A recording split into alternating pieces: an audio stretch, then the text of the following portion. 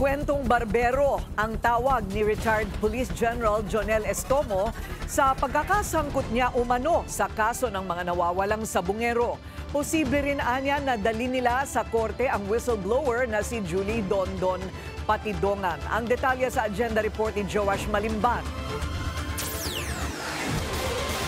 Kung nakikinig ka man ngayon na alias Totoy, sana itigil mo na yung kakagawa ng kwento. Masakit mawala ng mga mahal mo sa buhay. Masakit mabigo sa pag-ibig. Mas masakit yung ginawa mo kay General Estomo. Yan ang banat ni retired Police Lieutenant General Jonel Estomo sa whistleblower na si Julie Dondon Patidongan matapos idawit ang kanyang pangalan sa kaso ng mga nawawalang sabungero. Giit ni Estomo, hindi siya konektado sa mga pulis na sinampahan ng reklamo sa Napolcom noong kasagsagan ng pagkawala ng mga biktima. Una, wala akong kinalaman sa missing sabungero na yan. Dahil, kung maalala ninyo, nangyari yung krimen na yan, kung totoong yung krimen na yan, nangyari yan noong 2021, na kung saan ako ay Regional Director ng Bicol Region. Tapos, yung mga binanggit din niya mga pangalan, karamihan, ang destino nila ay sa Calabarzon. Kung saan hindi naman po ako naging Regional Director ng Calabarzon. Parang hindi kapanipaniwala yung kanyang mga bintang. Ayon pa kay Estomo, wala siyang koneksyon sa tinuturong mastermind na si bilyonaryo gambling tycoon Charlie Atong Ang at hindi siya parte ng tinatawag na Alpha Group. Nakakuha rin ng Billionaire News Channel ng kopya ng isang certificate mula sa Pitmaster Foundation ni Ang na hindi parte ng kahit na anong business activities ng organisasyon si Estomo. Dagdag ni Estomo, walang katotohanan na inirekomenda niya kay Ang na ipapatay si Patidongan. Inutusan ko raw si Atong Ang na patayin na alias Totoy para matapos na yung problema. Hindi po yan totoo. Unang-una, isang beses ko lang yan na-meet si Atong Ang. Wala ako sa kanyang koneksyon, hindi kami close.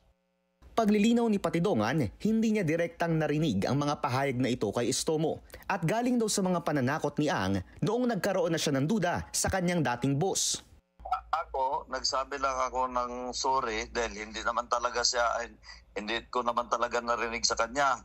Ang problema, galing sa bibig ni Mr. Atongang yan na sinabi sa akin, pinapapatay ka na nga ni General Estomo sa akin eh. Siyempre ako, nag-iisip na ako ng hindi maganda dyan kay Mr. Atongang.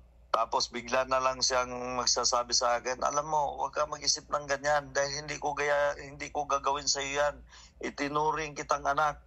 Kita mo, si General Estomo, pinipilit akong iligpit ka na kasi para mawala na ang problema ko. Hindi ko ginawa yan. Sa kabila nito, pinanindigan ni Patidongan na konektado si Estomo sa ilang mga miyembro ng Alpha Group. Naglumutang na pangalan dyan, si Lieto Guerra at saka si Bernie Tacoy. Pero tatlo sila. Sa madaling salita, nakalubog lang siya. Wala talaga siyang record doon sa Pitmaster. Pero kung gano'n ang sinasabi niya na parang ako ang nagsisinungaling na hindi siya kasali, hahamunin ko silang tatlo. Si Lieto Guerra, Bernie Tacoy, at saka si General Estomo. Magpalay detector kami kung sino sa amin talaga ang nagsisinungaling. Dagdag ni Patidongan, hindi siya magbibitiw ng mga salita nang walang katibayan.